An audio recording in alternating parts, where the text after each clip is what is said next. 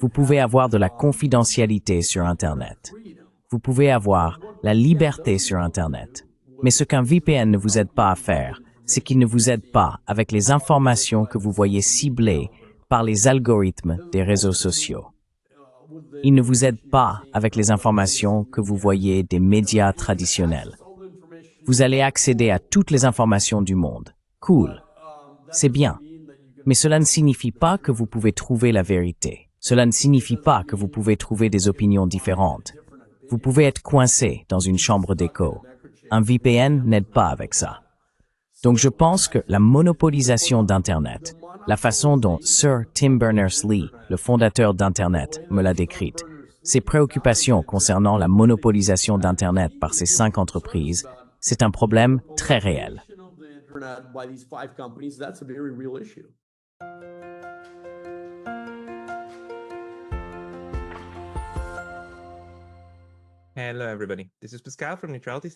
Bonjour à tous, je suis Pascal de Neutrality Studies et aujourd'hui je parle avec David Gorodzianski. David est un entrepreneur technologique de la Silicon Valley qui a développé et déployé en masse l'une des technologies les plus importantes de l'ère Internet. Je parle bien sûr des réseaux privés virtuels, ou VPN. David a fondé une entreprise appelée Anchor Free qui a développé Hotspot Shield, l'un des services VPN les plus réussis. Et pour être clair, cette vidéo n'est sponsorisée par aucun service VPN. Je suis simplement intéressé par la discussion sur les promesses tenues et non tenues de l'ère Internet. Et je ne peux penser à personne de plus parfait pour cela qu'un entrepreneur qui a lui-même participé à la construction d'une partie du monde en ligne tel que nous le connaissons aujourd'hui. Alors, David, bienvenue. Merci Jasmine. Ritidaxi. Eh bien, merci beaucoup d'avoir pris le temps, car cette question de la liberté sur Internet et de la liberté d'expression, ainsi que l'architecture même d'Internet qui nous permet de faire tout cela, me tient très à cœur. Beaucoup de choses que nous pouvons faire aujourd'hui, y compris ces conversations ici, sont rendues possibles par les technologies Internet. Hier encore, il m'est venu à l'esprit que nous avons développé des capacités nucléaires 80 ans avant de développer les capacités de Zoom. C'est un peu fou d'y penser. Donc, c'est ce que j'aimerais vous demander. Mais pouvons-nous peut-être commencer par vous? Comment avez-vous commencé? Ou comment vous êtes-vous retrouvé dans le domaine de la technologie? Et comment avez-vous développé un service VPN, qui, je pense, est également devenu politiquement important? Par exemple, pendant le printemps arabe. Pourriez-vous nous raconter un peu cette histoire?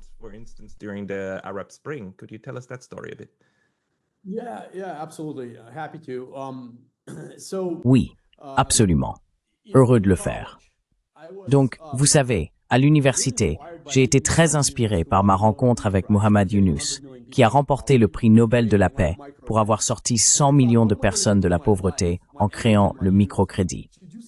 Et je me suis demandé, que vais-je faire de ma vie, de mon énergie et de ma jeunesse pour accomplir quelque chose d'aussi significatif et impactant? Et pour moi, je réfléchissais aux grands problèmes qui touchent des milliards de personnes que nous pouvons aborder et essayer de résoudre.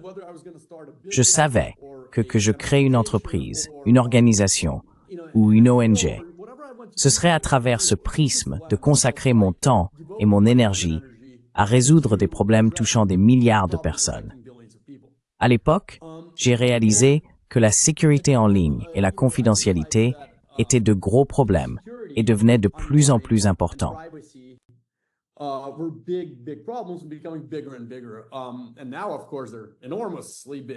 Et maintenant, bien sûr, ils sont énormément grands, et nous en parlerons dans une minute. Mais vous savez, ils ont juste grandi de façon exponentielle au fil des ans. Au début, j'avais, je pense, 23 ou 24 ans quand j'ai commencé Anchor Free. Donc c'était en 2009, 2010? Oui, exactement. Nous avons commencé dans la période 2007-2008. Et je dois dire au passage que j'ai vendu l'entreprise en 2018. Donc, rien de ce que je dis ici n'a à voir avec la vision de l'entreprise. Ce sont toutes mes opinions personnelles. Je ne suis pas impliqué. L'entreprise a été vendue il y a longtemps. Mais la façon dont nous l'avons commencé était vraiment en pensant que, d'accord, la confidentialité et la sécurité allaient être des problèmes massifs dans le monde affectant des milliards de personnes.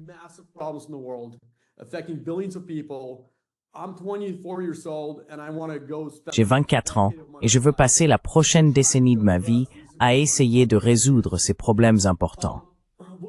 Ce que nous n'avons pas compris au départ, c'est à quel point la confidentialité et la sécurité sont liées à la liberté sur Internet et à la liberté d'expression.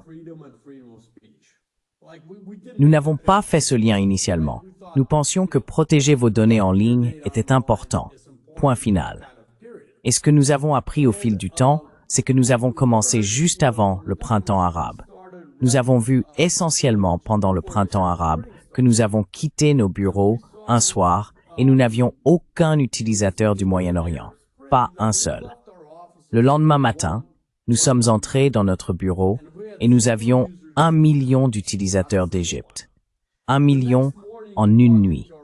Et nous nous sommes dit, eh bien, que se passe-t-il en Égypte? Nous n'en avons aucune idée. Ce n'est pas en Égypte. Nous m'avons sting a mouth en Égypte.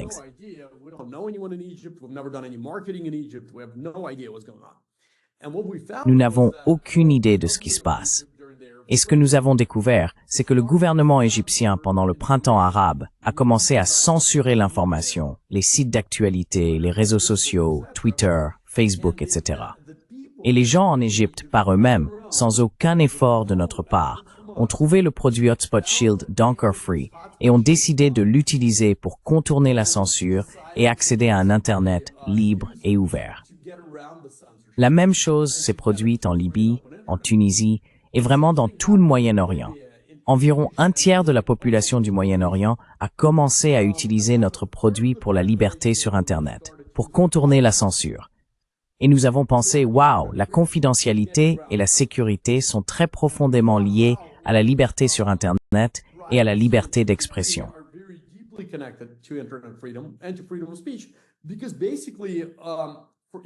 Parce qu'en gros, si vous voulez avoir la liberté sur Internet, vous voulez avoir le droit à la vie privée. En d'autres termes, vous aurez peur.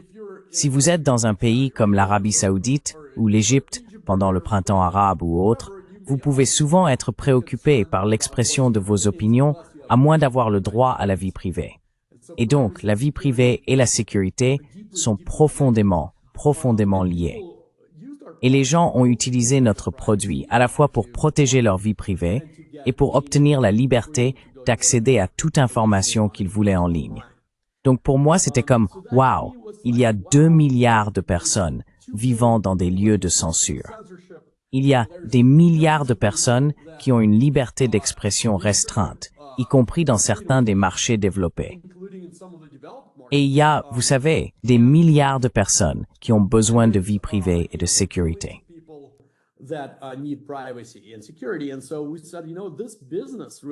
Et donc, nous avons dit, vous savez, cette entreprise, nous allons vraiment la construire autour de ces droits humains fondamentaux. La Déclaration des droits de l'homme des Nations Unies énumère la liberté sur Internet et la vie privée comme des droits humains fondamentaux. Et nous avons dit, quelle meilleure façon d'impacter 1 milliard de personnes et de résoudre un problème touchant 1 milliard de personnes que de traiter ces droits humains très importants et de les rendre centraux aux produits que nous construisons réellement. Vous savez, beaucoup d'entreprises construisent comme elles vendent du Coca-Cola. Et ensuite, elles ont un département qui se concentre sur faire quelque chose de bien pour le monde. Mon point de vue a toujours été que si vous êtes un entrepreneur et que vous voulez construire un produit qui change le monde, le bien que vous créez doit être dans votre produit.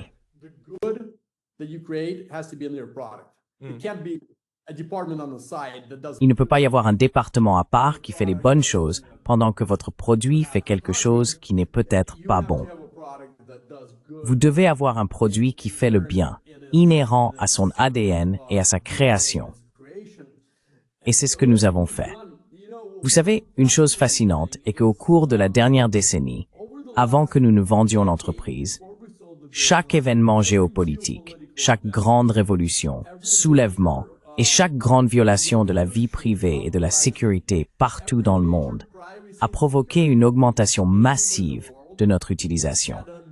Par exemple, avoir 1 million d'utilisateurs qui nous rejoignent en Égypte du jour au lendemain s'est produit à plusieurs reprises au cours d'environ une décennie.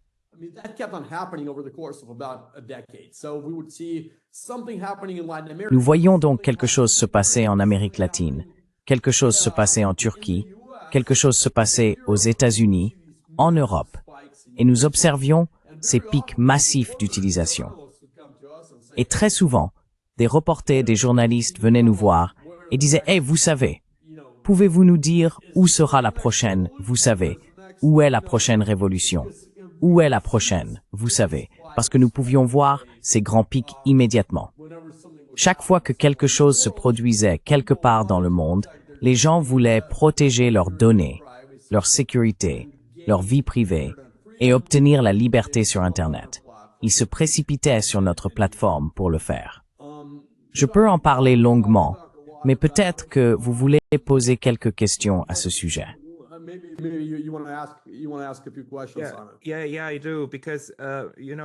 Oui, je le pense. Parce que, vous savez, ce que vous faites ou ce que vous construisez est également très intéressant d'un point de vue politique et même philosophique. D'une part, la confidentialité des données et la liberté d'expression, etc., sont extrêmement intéressantes.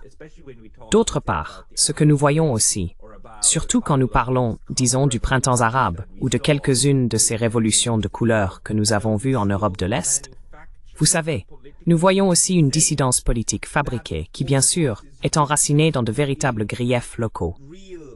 Et ce sont les véritables griefs qui poussent les gens à chercher ces moyens de communication, etc. Et c'est ce qui conduit à une base d'utilisateurs, n'est-ce pas?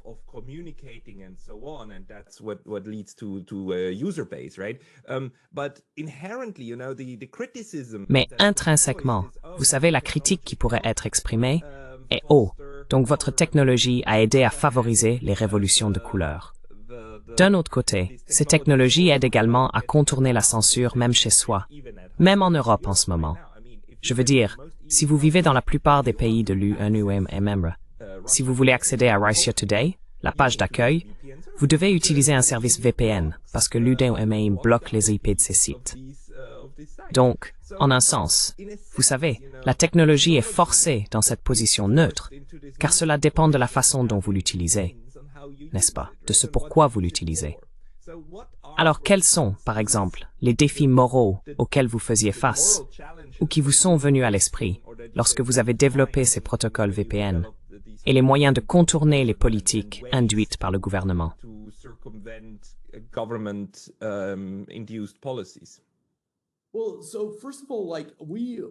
Eh bien, tout d'abord, nous étions en tant que technologues, n'est-ce pas? Notre technologie n'a jamais été politique de quelque manière que ce soit et n'était pas destinée par quiconque à avoir des implications politiques.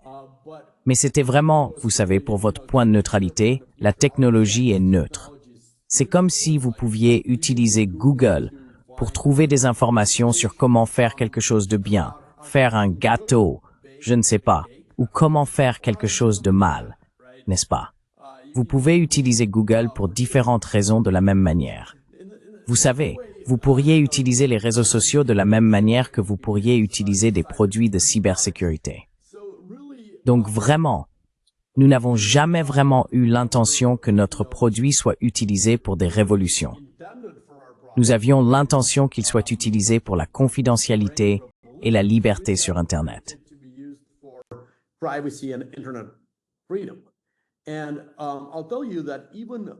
Et je vous dirais que même des personnes qui ont toujours été très opposées à toutes sortes de révolutions ou de soulèvements ont réagi positivement au fil des ans à nos produits, simplement parce qu'ils offrent la liberté d'accès à l'information et la confidentialité. Et ce sont des droits humains importants.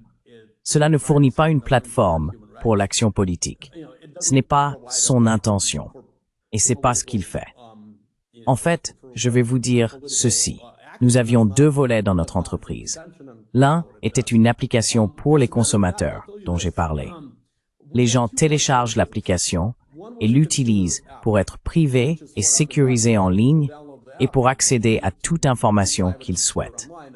L'autre partie de l'entreprise était un kit de développement logiciel, une partie de notre technologie que d'autres applications pouvaient intégrer dans leurs produits. Et cette technologie était, vous savez, nous n'avions jamais de commerciaux.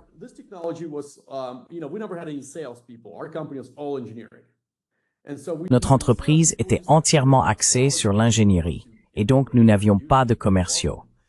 Nous disions simplement, voici notre technologie. Si quelqu'un veut l'intégrer et l'utiliser, vous êtes les bienvenus. Et vous savez, dans le domaine de la cybersécurité, je dirais que 70% des plus grandes entreprises de sécurité au monde, y compris au Japon où vous êtes basé, en Amérique latine, en Europe, évidemment aux États-Unis, même en Russie, partout dans le monde, ont intégré notre technologie pour fournir des services VPN à leurs clients, à leurs utilisateurs. Et donc, ce n'était jamais, vous savez, encore une fois, c'était vraiment une bonne technologie qui, je pense, a eu un impact très positif pour des millions et des millions de personnes dans le monde entier. D'ailleurs, je devrais vous dire qu'au moment où nous avons vendu l'entreprise, 650 millions de personnes avaient installé l'application à l'échelle mondiale. 650 millions de personnes.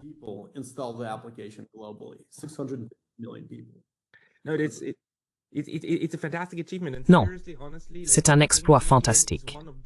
Et sérieusement, honnêtement, je pense que le VPN est l'une des parties les plus importantes de l'Internet moderne, simplement parce qu'il permet aux individus de décider eux-mêmes quel pare-feu ils veulent contourner, quelle censure ils veulent éviter, ou jusqu'à quel point ils veulent se protéger.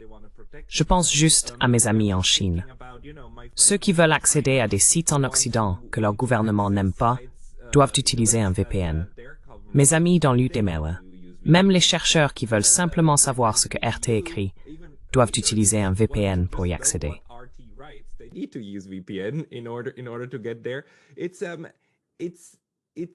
Cela se connecte peut-être à la deuxième partie, cette question de l'Internet. Vous savez, l'Internet lui-même était censé être cet espace libre, n'est-ce pas? Dans les années 1990, début des années 2000, cet espace libre où tout le monde pouvait se développer et tout le monde pouvait se connecter les uns avec les autres. Mais ce que nous avons découvert, c'est que très rapidement, les gouvernements sont intervenus et ont commencé à compartimenter cela. Et aussi la façon dont nous avons commencé à utiliser Internet avec Facebook, avec Instagram, avec les réseaux sociaux, qui sont des plateformes qui compartimentent où nous passons du temps, n'est-ce pas? Cela n'est pas vraiment devenu cet endroit super ouvert, n'est-ce pas? Super open place, didn't it? Exactement. J'ai donc quelques commentaires qui vont dans ce sens. Le premier est que les gens utilisent des VPN, non seulement pour contourner la censure, mais aussi pour la confidentialité et la sécurité. Un commentaire sur la confidentialité que je pense vraiment important de comprendre est que les gens veulent être privés. Les gens valorisent leur droit à la vie privée. Encore une fois, cela fait partie de la Déclaration des droits de l'homme de l'ONU. La vie privée personnelle. Mais personne à part nous, les gens, ne veut que nous soyons privés. Personne. Les hackers essaient de pirater nos données. Ils ne veulent pas que nous soyons privés.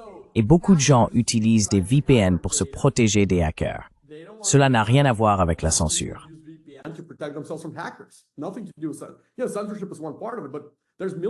Vous savez, la censure en fait partie. Mais il y a des millions de personnes ici aux États-Unis.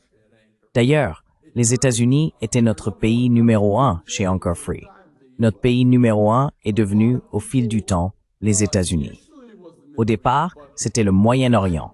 Mais avec le temps, les États-Unis sont devenus notre pays numéro 1 parce que beaucoup de gens s'inquiètent des hackers qui veulent exploiter les données. Les courtiers en données, je ne sais pas si vous le savez, mais l'industrie des courtiers en données représente 200 milliards de dollars.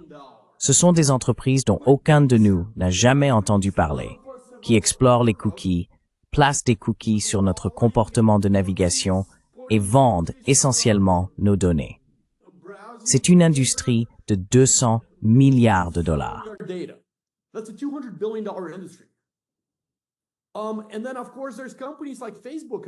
Et puis bien sûr, il y a des entreprises comme Facebook et d'autres qui exploitent nos données et les achètent, les échangent, les vendent et essayent de les exploiter.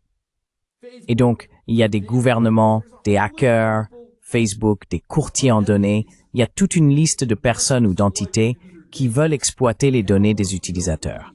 Et presque personne n'est intéressé à les protéger, sauf nous, les gens. Nous sommes intéressés à les protéger.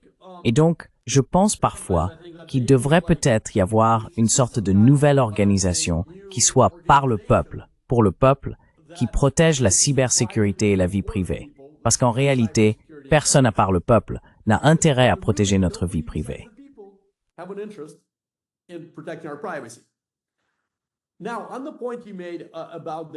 Maintenant, sur le point que vous avez soulevé concernant l'intention d'Internet d'être un lieu pour la démocratie et la réalité qui est un peu différente, vous avez tout à fait raison.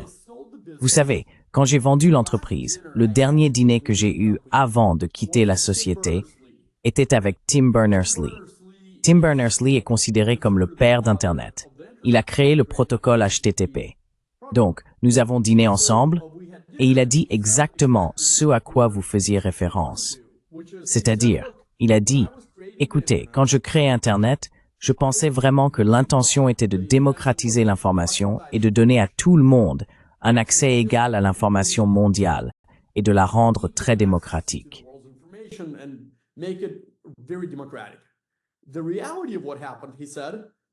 La réalité de ce qui s'est passé, a-t-il dit, c'est que 5 entreprises ont monopolisé Internet, n'est-ce pas?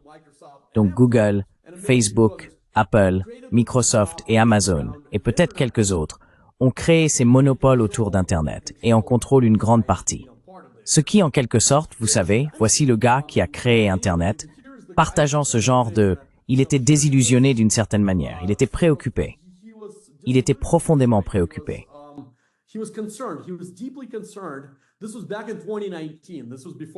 C'était en 2019.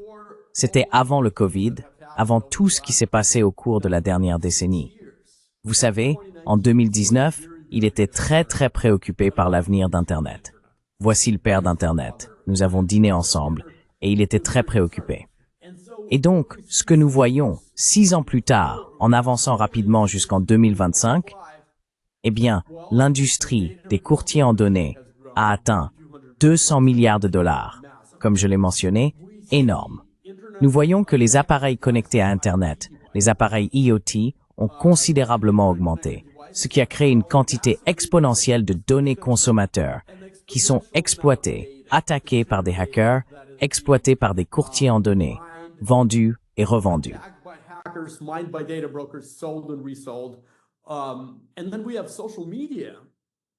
Et puis nous avons les réseaux sociaux qui utilisent leurs algorithmes pour essentiellement placer les gens dans ces chambres d'écho, également basés sur l'exploitation des données, n'est-ce pas? Également basés sur vos données, plaçant les gens dans ces chambres d'écho où ils ne voient que ce qu'ils croient déjà, créant ce biais de confirmation où ils ne voient aucune autre opinion. Ils pensent donc que quiconque a une opinion différente doit être fou parce qu'ils n'ont jamais vu quelqu'un avec une opinion différente, puisque tout ce qu'ils voient sur leur fils de réseaux sociaux provient de personnes qui sont d'accord avec eux. Cela a donc créé essentiellement un gros problème, je pense. Et puis vous avez les médias traditionnels. Donc vous avez les réseaux sociaux qui vous placent dans ces chambres d'écho en exploitant vos données et en essayant de comprendre ce que vous aimez sans vous montrer autre chose.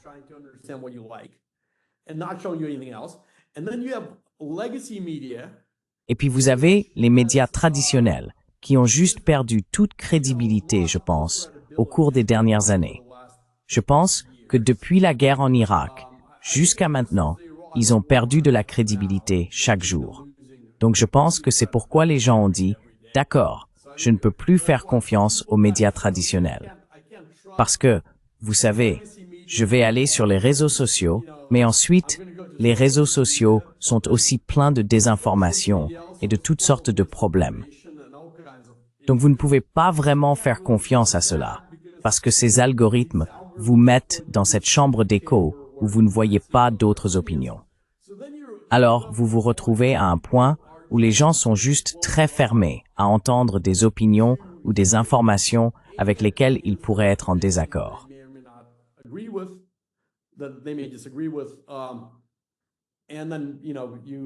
Et puis, vous savez, cela mène au problème que nous voyons aujourd'hui dans le monde, où vous voyez des personnes et des nations qui devraient parler, devraient s'engager dans le dialogue et la diplomatie, et depuis, vous savez, 3-4 ans, elles l'ont pas fait, n'est-ce pas? Et cela crée un gros problème pour le monde. Mais vous savez, je pense qu'une partie du problème est que, vous savez, la technologie et la géopolitique sont très interconnectées, n'est-ce pas? Oui. Et toutes ces choses sont connectées. La liberté sur Internet, la liberté d'expression, la vie privée, les réseaux sociaux, les médias traditionnels, la désinformation, l'IA. Tout est très connecté. Donc la prochaine frontière, je pense, est essentiellement autour de la désinformation générée par l'IA.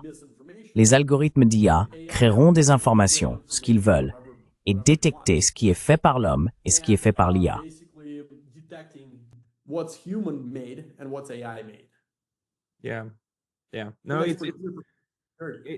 Oui, la question de l'IA est un type de futur potentiellement effrayant à part entière si nous ne trouvons pas une version IA d'un VPN pour nous en protéger.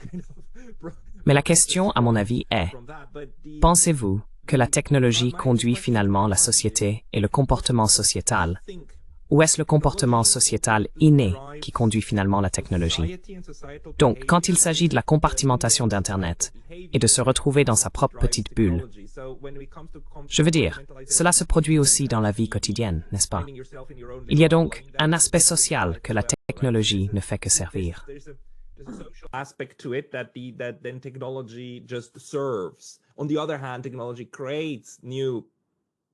D'un autre côté, la technologie crée de nouvelles possibilités pour, disons, des développements sociétaux nuisibles. Comment voyez-vous cette interconnexion? Et la technologie devrait-elle être régulée par le collectif? Et vous savez que le collectif que nous avons, ce sont nos gouvernements. Je veux dire, il y a de très bonnes raisons de dire que certaines choses doivent être interdites. La pornographie infantile, le commerce illégal d'armes, n'est-ce pas? Beaucoup d'entre nous seraient d'accord pour dire que nous ne voulons pas de cela sur l'Internet du Far West. Oui, donc je pense que la réponse est oui à tout ce qui précède.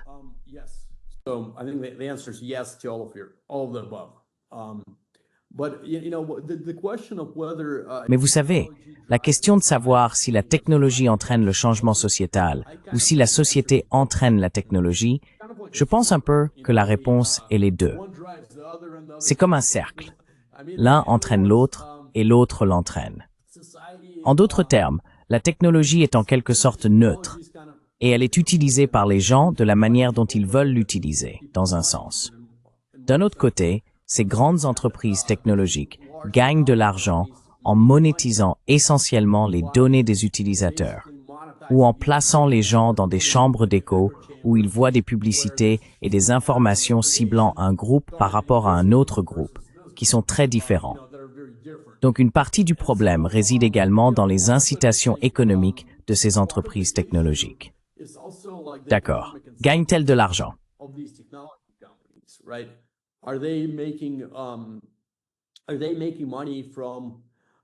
Gagnent-ils de l'argent en exploitant les données des utilisateurs et causent-ils donc du tort à la société? Ou gagnent-ils de l'argent d'autres manières, des manières qui ne sont peut-être pas nuisibles? Je suis d'accord avec vous que certaines informations sur Internet sont mauvaises. En fait, nous avons géré une base de données.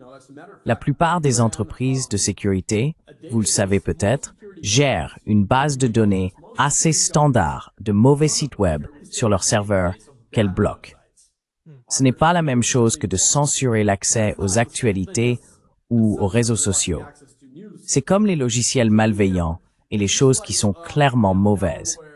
Donc tout le monde bloque ça. Nous l'avons fait, nous bloquons les mauvais sites et toutes les autres entreprises de sécurité le font aussi. Donc c'est une pratique standard. Just to be clear. Pour être clair, Menantuituris Saris V Tlen, ne vu ebroki se bloquer d'un site. Certain sites. Fondamentalement, il existe des listes largement acceptées sites indésirables. Yes.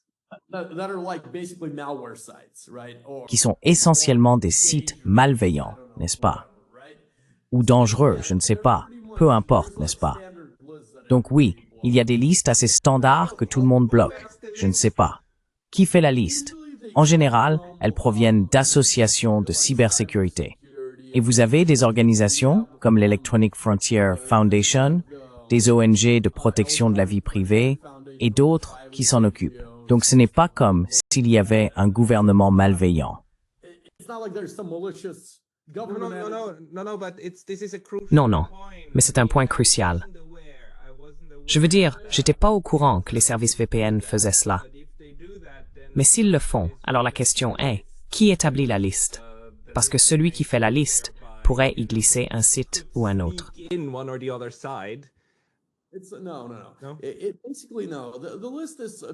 Non, non, non. En gros, non. La liste est établie par de grandes entreprises de cybersécurité, auditées par 100 auditeurs et examinées par chaque ONG dans le domaine de la vie privée. Si quelqu'un essaie d'y glisser quelque chose, cela se verrait en 2 secondes. Donc non, non, non. Je pense qu'il n'y a vraiment aucun problème avec ça. Et le fait est que si vous regardez le trafic VPN, il reflète l'utilisation normale d'Internet. Donc 99% du trafic VPN ressemble exactement à Internet. Google, YouTube, Facebook, X, Twitter, Snapchat, etc. Ce sont des sites d'actualité. C'est ce que 99% du trafic VPN est. Donc les gens pensent, oh, si je vais être privé, vais-je faire quelque chose que je ne ferais pas normalement?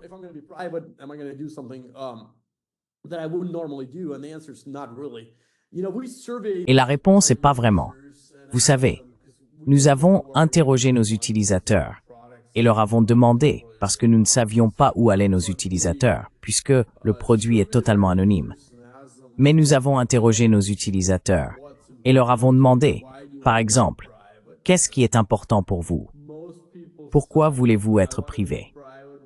Et la plupart des gens ont dit, je veux être privé en ce qui concerne ma santé. Par exemple, je fais une recherche sur Google pour quelque chose lié à la santé. Je ne veux pas que ma compagnie d'assurance le découvre. Ma santé, ma richesse, tout ce qui est lié aux finances ou ma famille. Vous savez, je parle à ma femme. Je ne veux pas que cette conversation soit utilisée par des courtiers en données pour une raison quelconque. Des choses comme ça.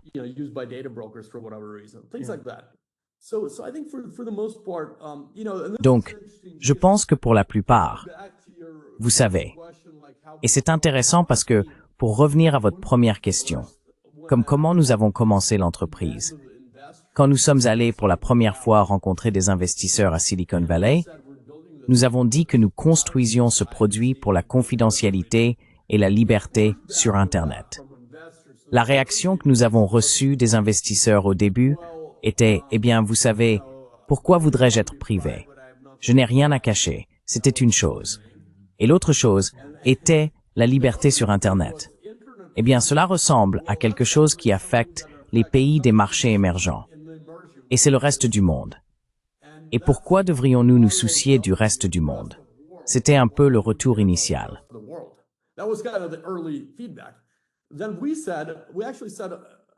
Ensuite, nous avons en fait dit que les autres pays ne sont pas le reste du monde. Ils représentent en réalité la majeure partie du monde. Nous avons donc continué à leur expliquer que la majeure partie du monde se trouve en fait en dehors des États-Unis et que la liberté sur Internet était un droit humain important et pouvait être une grande opportunité commerciale. Et la vie privée, des millions de personnes veulent être privées, non pas parce qu'elles ont quelque chose à cacher, mais parce qu'elles ont beaucoup à protéger. Et donc nous avons essayé d'expliquer. Au début, la communauté du capital risque de la Silicon Valley ne comprenait pas ces choses. Ils disaient « Ah, la vie privée et la liberté sur Internet, ça nous intéresse pas. » Puis nous avons levé les premiers 11 millions de dollars de financement auprès d'amis et de la famille et de personnes que nous connaissions, grands anges, et ainsi de suite. and family and people we knew, big angels and so on. Then we became big. And when we became big, Puis nous sommes devenus grands. Goldman Sachs Et quand nous sommes devenus grands, Goldman Sachs est intervenu. Ils ont dit, vous êtes l'une des meilleures applications de l'App Store. Vous avez des millions de personnes utilisant votre produit. C'est tellement important pour le monde. and they invested. Et ils ont investi 52 millions de dollars dans l'entreprise. Eh bien, quand cela s'est produit, toutes les sociétés de capital risque qui nous avaient dit que ce n'était pas important sont venues nous voir et ont dit « Oh mon Dieu, pouvons-nous investir ?» Cela correspond tellement à nos valeurs. La liberté sur Internet et la confidentialité. Ça correspond tellement à nos valeurs. Et j'ai pensé, eh bien je veux dire, je ne sais pas, vous avez dit que c'était un problème du reste du monde. Mais, enfin, vous voyez comment les gens changent. You know. So, anyways, you see how people change. I mean, on the one hand, there's D'une part, il y a bien sûr l'aspect de sauter dans le train du commerce trop tard et ensuite de trouver des excuses. D'autre part, nous avons également appris quelque chose, surtout au cours des dernières années, que les pays occidentaux ne sont pas aussi bienveillants que nous le pensions en ce qui concerne les questions de confidentialité. N'est-ce pas? Je veux dire, quand était cette idée?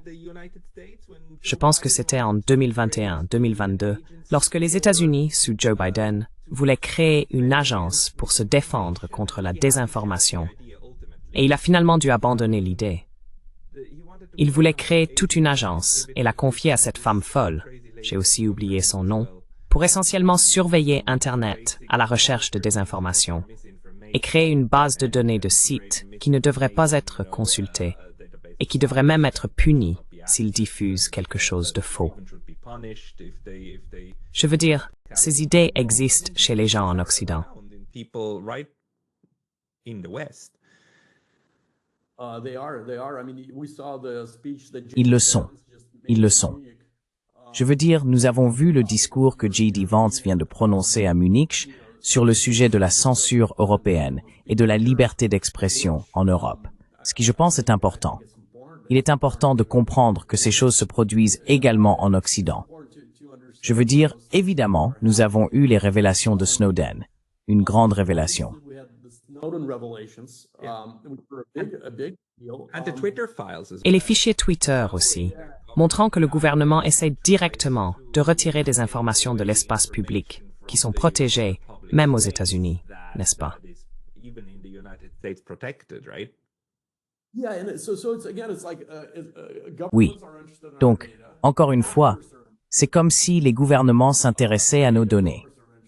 Les hackers s'y intéressent, les courtiers en données s'y intéressent, des entreprises comme Facebook s'y intéressent.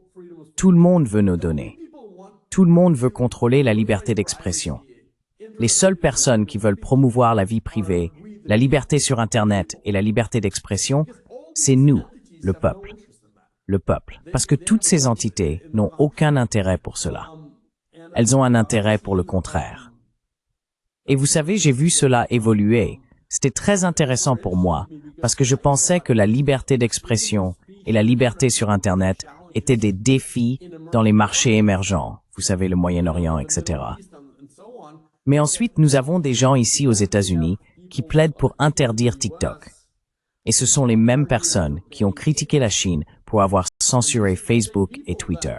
Criticized, China for censoring Facebook and Twitter, and I kind of think, well, we've got to decide. Et je pense un peu, eh bien, nous devons décider si nous allons adopter une position de principe selon laquelle la liberté sur Internet, la vie privée et la liberté d'expression sont des valeurs, n'est-ce pas?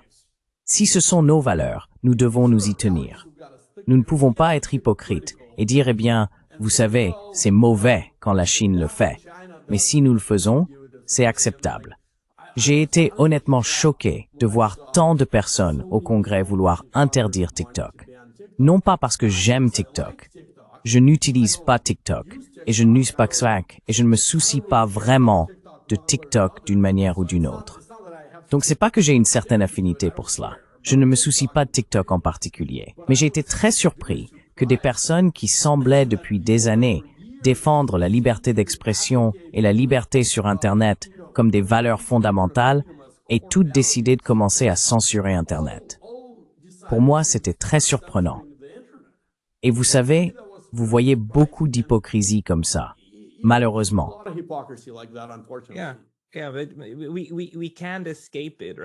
Oui, nous ne pouvons pas y échapper, n'est-ce pas? Nous ne pouvons pas échapper à la discussion. La question est donc de savoir comment les entreprises technologiques interagissent également avec cela, parce qu'elles deviennent des acteurs politiques importants à part entière. Les décisions qu'elles prennent influencent les choses. Je me souviens de ce cas où le FBI devait accéder au téléphone d'un terroriste qui s'était suicidé aux États-Unis. Il voulait forcer Apple à ajouter une porte dérobée pour s'assurer qu'il pouvait y accéder. Apple a refusé et a dit, écoutez, si nous franchissons cette frontière, cette barrière, alors tout ira de travers. Même si dans ce cas, nous comprenons pourquoi, nous ne pouvons pas créer ce précédent. Et puis il y a ces cas, et j'aimerais connaître votre opinion sur celui-ci.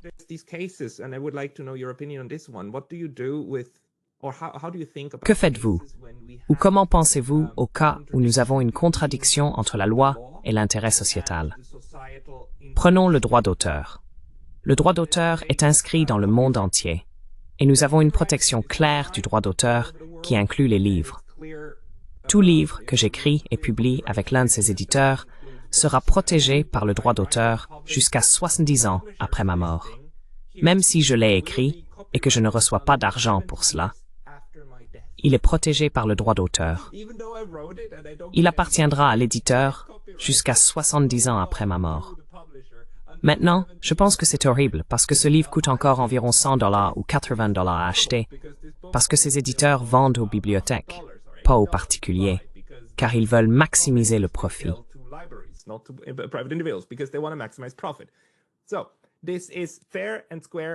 C'est donc juste et légal.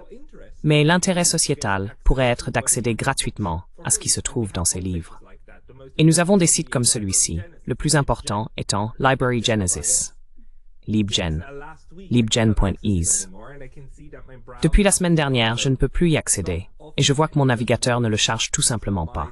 Ce n'est pas hors ligne, il ne le charge pas. Donc je pense qu'à un certain niveau, le domaine a probablement été bloqué. En fait, je ne sais pas. Je ne sais pas pourquoi, mais c'est hors ligne. Ce site en ligne offre des millions de livres gratuitement, piratés. Mais dans ce sens, le piratage est dans l'intérêt du grand public. Que pensez-vous de ces cas? How do you think about these cases? Well, it's very complicated, and it's going to be much more complicated. Eh bien, c'est très compliqué. Et cela va devenir beaucoup plus compliqué dans les années à venir avec l'IA qui écrit des livres. Et à qui ça va-t-il appartenir?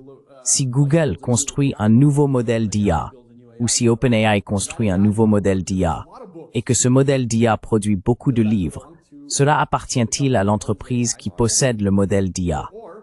Ou si j'utilise ChatGPT pour m'aider à écrire un livre ou à créer un logiciel, cette propriété intellectuelle m'appartient-elle ou appartient-elle à ChatGPT? Ce sont donc des questions juridiques. Vous savez, je ne suis pas un expert en droit. C'est une question pour les juristes. Je peux vous dire une chose, cependant. Nous voyons que lorsque la société veut vraiment quelque chose, les lois peuvent s'adapter. Et un exemple de cela est Uber. Le service de VTC d'Uber était illégal aux États-Unis. Je ne sais pas pour les autres pays. Je ne sais pas pour le Japon, où vous êtes. Je n'en ai aucune idée.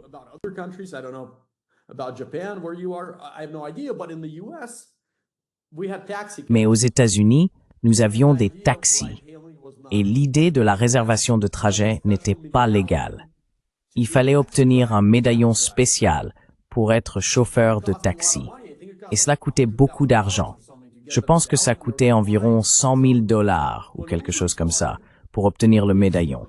Il y avait une file d'attente. Donc quand Uber a commencé, en gros, ils n'étaient pas vraiment légaux. Ils étaient à moitié légaux. Et ils ont changé la loi. Tellement de gens voulaient utiliser le service que la loi s'est adaptée à la société, n'est-ce pas? Au changement de la société. Mais c'était très difficile. Je ne sais pas si vous avez vu le film sur Uber. Il est très bon. Si vous ne l'avez pas vu, vous devriez le regarder. Mais c'est incroyable. Cela a été très difficile pour eux. très difficile de faire ce changement.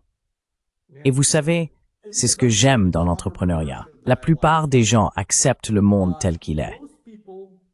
Les entrepreneurs voient le monde non pas tel qu'il est, mais tel qu'il devrait être.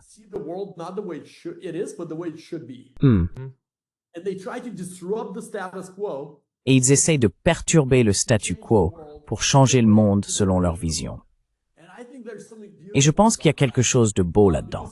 Parce que si vous êtes toujours coincé dans le statu quo, et si vous acceptez simplement le statu quo, le monde est tel qu'il est, c'est tout, vous n'aurez jamais de progrès ni de changement. Mais si vous poussez constamment contre le statu quo, en essayant constamment de penser différemment et de proposer de nouvelles idées, je pense que c'est ainsi que le progrès se fait.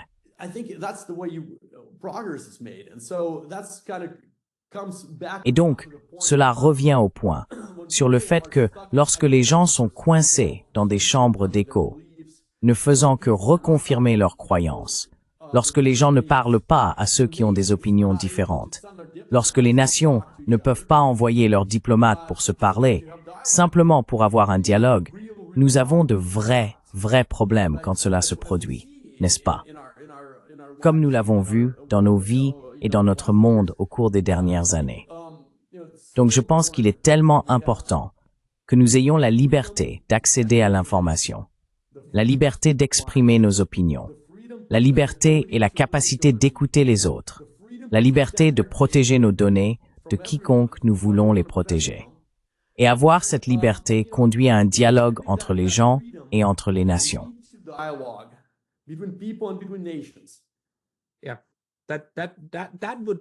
Oui, ce serait absolument le cas optimal.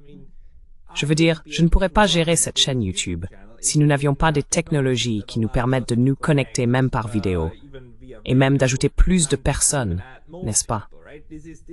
C'est une technologie importante. En un sens, c'est bête dans le sens où c'est très basique. Cela permet simplement aux gens d'échanger. Mais cet échange est ce qui fait croître les réseaux et les mouvements, n'est-ce pas? C'est là que la partie politique entre en jeu.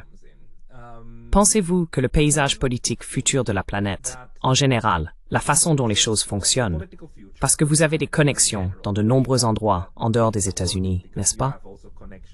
Vous êtes connectés globalement. L'élan politique va-t-il être davantage vers plus d'interconnexion ou vers plus de compartimentation en général? Je veux dire, aurons-nous besoin de plus de VPN?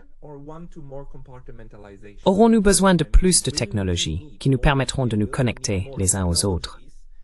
Ou voyez-vous maintenant un changement dans l'état d'esprit politique des dirigeants mondiaux?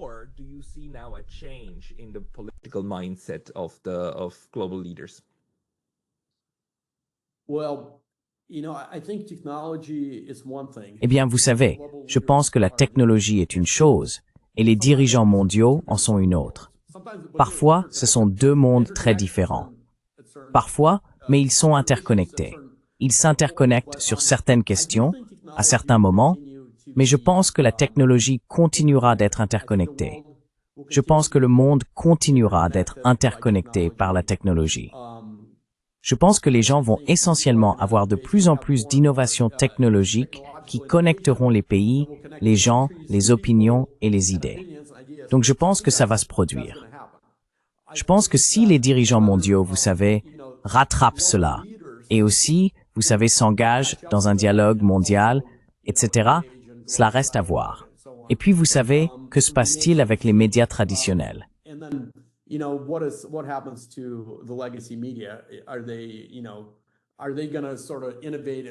Vont-ils innover et réformer ou vont-ils simplement continuer à l'ancienne et disparaître?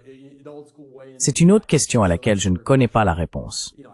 Mais je sais le monde que j'aimerais voir, et c'est ce que j'ai décrit. Un monde de liberté d'expression, de pays qui se parlent, de diplomatie, de dialogue, de liberté sur Internet. C'est le monde que je veux voir. Des protections de la vie privée. Je veux voir un monde sans guerre. Je pense que nous devrions avoir la paix et nous devrions faire tout ce que nous pouvons pour promouvoir le dialogue qui mène à la diplomatie et la diplomatie mène à la paix. Je pense que chaque être humain normal devrait essayer de plaider pour la diplomatie dans n'importe quel contexte. in any Yeah. conflict. And the information stream is then such Le flux d'informations est tel qu'il commence à déformer cela. Le problème étrange que nous avons est que si vous demandez à 100 personnes « Êtes-vous pour la paix ?», vous obtiendrez 100 fois la réponse « Oui ». J'en suis presque sûr. Il est vraiment difficile de trouver quelqu'un qui dit « Non, je n'aime vraiment pas la paix ». Le problème est que nous avons tous des interprétations différentes de ce à quoi ressemble une bonne paix. interpretations of what a good peace looks like. Yeah, exactly. So you're absolutely right. Exactement.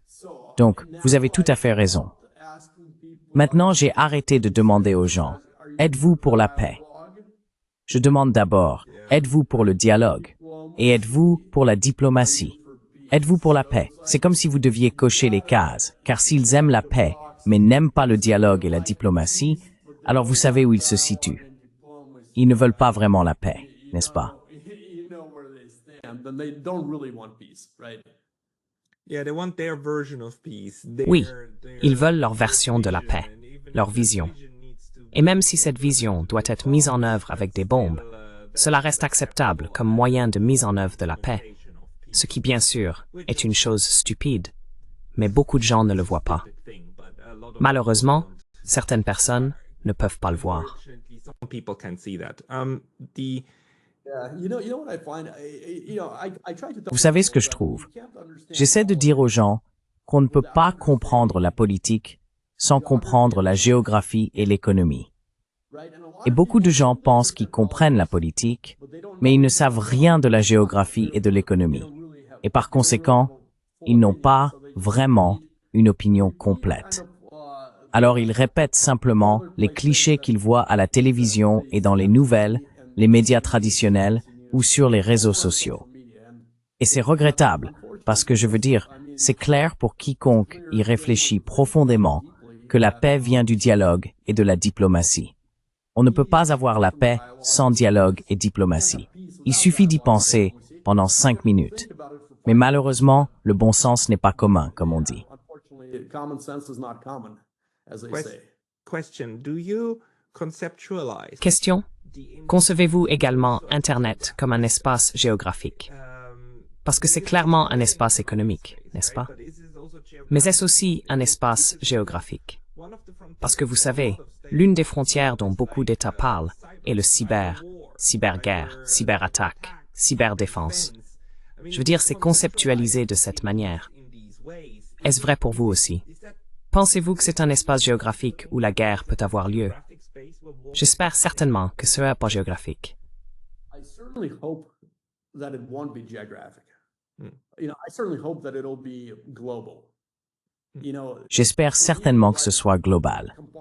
Pour moi, diviser Internet en influences géographiques, et tout cela semble être une très mauvaise idée. geographical influences and all this, it sounds like a very bad idea. So, Mais c'est précisément pour cela que nous avons besoin de VPN, pour contourner cela. L'Internet est protégé localement ou juridiquement. jurisdictionally separated? if it stops being jurisdictionally separated, you'll Si cela cesse d'être séparé juridiquement, vous aurez toujours besoin d'un VPN pour la confidentialité et la sécurité. Mais si vous n'avez pas de préoccupation de confidentialité et de sécurité, et que l'Internet n'est pas géographiquement séparé, et que vous n'avez pas besoin d'un VPN, alors nous sommes dans un très bon monde. Alors nous sommes dans un bon avenir, n'est-ce pas? Donc vous savez, un VPN résout un problème d'injustice, n'est-ce pas? Celui de vos données collectées sans votre consentement, exploitées et revendues, et de votre droit d'accès à l'information restreint. Si ces injustices sont résolues dans le monde, alors vous n'avez pas besoin d'un VPN, et c'est magnifique. the world. And you don't need a VPN, and that's beautiful. Yeah, but they won't. I mean, we live with these problems for Oui, thousands of mais ils ne le feront pas. not just Je veux dire, nous vivons avec ces problèmes depuis des milliers d'années, pas seulement des décennies, n'est-ce pas? Donc, le besoin de cela ne disparaîtra pas. La question est, d'accord, une question de plus. Quelle est la puissance d'un VPN? Par exemple, que fait le gouvernement chinois pour empêcher les gens d'utiliser des VPN pour contourner sa censure? Si l'Union européenne décide demain, Je dois me débarrasser de ce problème stupide que les gens utilisent des VPN pour accéder à RT. S'ils décident de le faire, existe-t-il un moyen technologique de, vous savez, simplement s'assurer que les VPN ne peuvent pas fonctionner? Ou est-ce que le VPN est vraiment si profondément? Or is VPN really that deeply ingrained that on a technological level Ancré à un niveau technologique, cela fonctionnera toujours. Eh bien, cela dépend du type de VPN que vous utilisez. Certains VPN sont très faciles à bloquer, n'est-ce pas? Certains VPN utilisent une technologie très basique et dépassée que les censeurs peuvent facilement bloquer, de la même manière qu'ils bloquent Twitter, Facebook ou Google. Ils bloquent le VPN sans problème. D'autres VPN sont beaucoup plus sophistiqués et il est très difficile de les bloquer. Cela dépend de la technologie utilisée. Probablement, vous savez, l'autre chose que vous pourriez trouver intéressante et quelque peu non évidente, c'est que beaucoup de pays, pas tous, mais beaucoup de pays qui censurent Internet achètent la technologie, les pare-feux qui censurent l'information, à des entreprises ici dans la Silicon Valley. Et c'est drôle parce que nous fournissions la liberté d'Internet à des millions de personnes. Et les gens qui essayaient de nous censurer de l'autre côté utilisaient la technologie d'une entreprise située juste à côté de chez nous.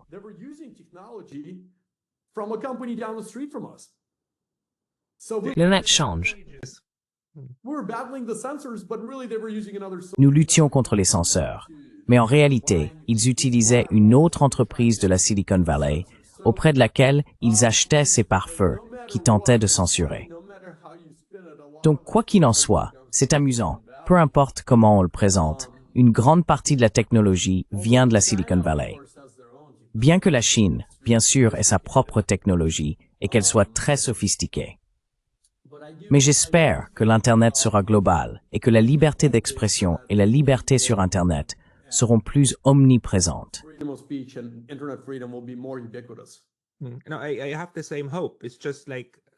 J'ai le même espoir.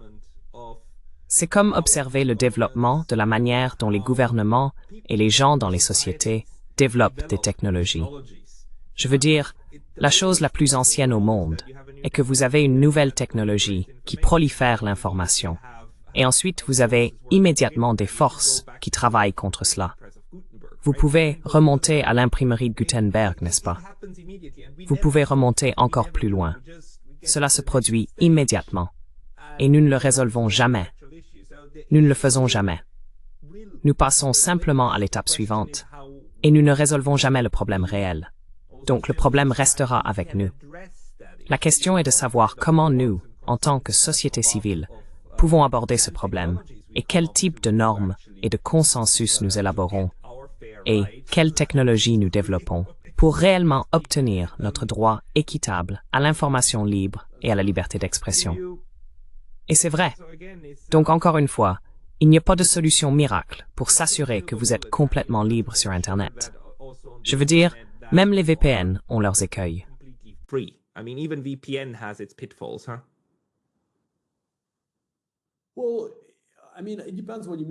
Eh bien, je veux dire, cela dépend de ce que vous entendez par complètement gratuit.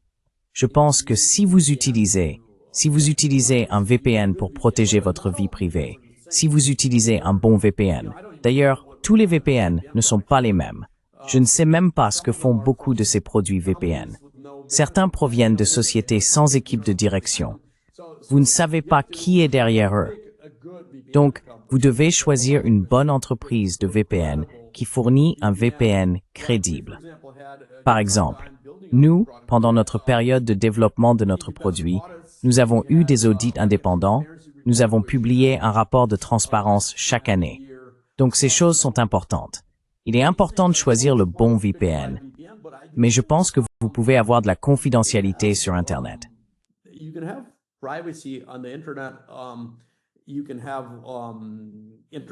Vous pouvez avoir la liberté sur Internet, mais ce qu'un VPN ne vous aide pas à faire, c'est à gérer les informations que vous voyez ciblées par les algorithmes des réseaux sociaux. Il ne vous aide pas avec les informations que vous voyez des médias traditionnels. Il ne vous aide avec rien. Il ne vous aide avec rien de tout cela. Donc en gros, vous pouvez accéder à une application libre et ouverte et vous allez accéder à toutes les informations du monde. Cool. C'est bien. Mais cela ne signifie pas que vous pouvez trouver la vérité.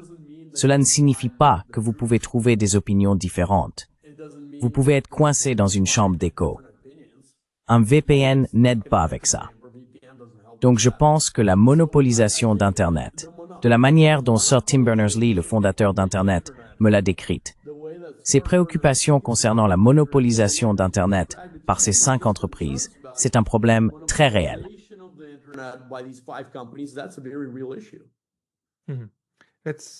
C'est intéressant. Et ce problème est toujours présent, n'est-ce pas? Je veux dire, nous avons tendance à penser que parce que nous vivons à l'époque actuelle, nous vivons dans le monde le plus moderne qui soit. Mais non, c'est un problème fondamental. Et ces 5 entreprises contrôlent de grandes parties d'Internet en Occident, n'est-ce pas? Ensuite, vous avez d'autres entreprises en, disons, Russie et Chine qui contrôlent leur partie d'Internet ou qui en sont responsables. Donc non, nous vivons dans un monde en ligne fragmenté, n'est-ce pas? No, we live in a fragmented online world, aren't we? C'est fragmenté, mais je dirais que c'est devenu plus fragmenté au cours des dernières années. Et j'espère que cela ira dans l'autre sens et deviendra moins fragmenté. J'espère que nous pourrons vraiment commencer à collaborer entre nations pour développer l'IA, trouver des moyens de contrôler ces choses afin qu'elles ne deviennent pas incontrôlables. Construire des ONG avec d'autres nations qui ne restreignent pas la liberté d'expression, mais qui peuvent essentiellement s'assurer que notre IA ne prenne pas le contrôle du monde et des choses comme ça. Donc je pense que mon espoir est que la folie de vouloir séparer le monde en ces blocs et de séparer la technologie, de séparer Internet et de séparer l'information, j'espère que toute cette folie disparaîtra et que nous pourrons avoir un avenir plus interconnecté, plus pacifique, où les grandes puissances mondiales se réunissent pour collaborer et dialoguer, tout en voyant la paix et en travaillant ensemble dans l'innovation, plutôt que de faire ce qui s'est passé ces dernières années. Donc, très optimiste, mais qui sait? Oui.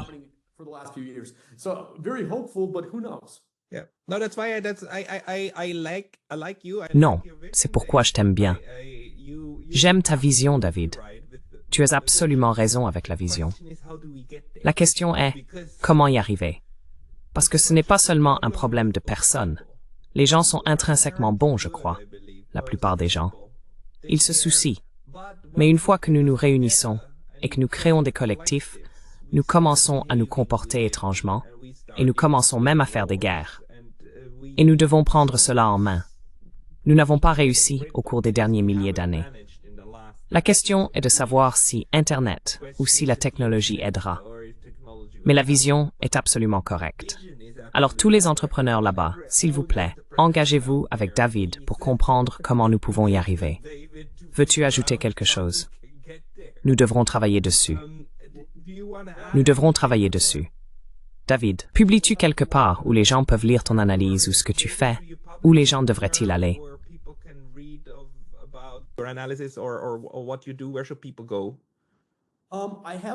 Un gars plus trébien récemment.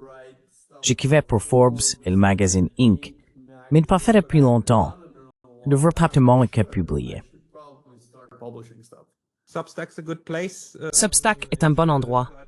C'est la plateforme que j'aime beaucoup pour la publication de long format. YouTube, l'autre bien sûr. Je tiens à vous remercier beaucoup d'avoir pris le temps, David Gorodiansky, et nous parlerons à nouveau, j'en suis sûr. Merci, Pascal. Thank you, Pascal.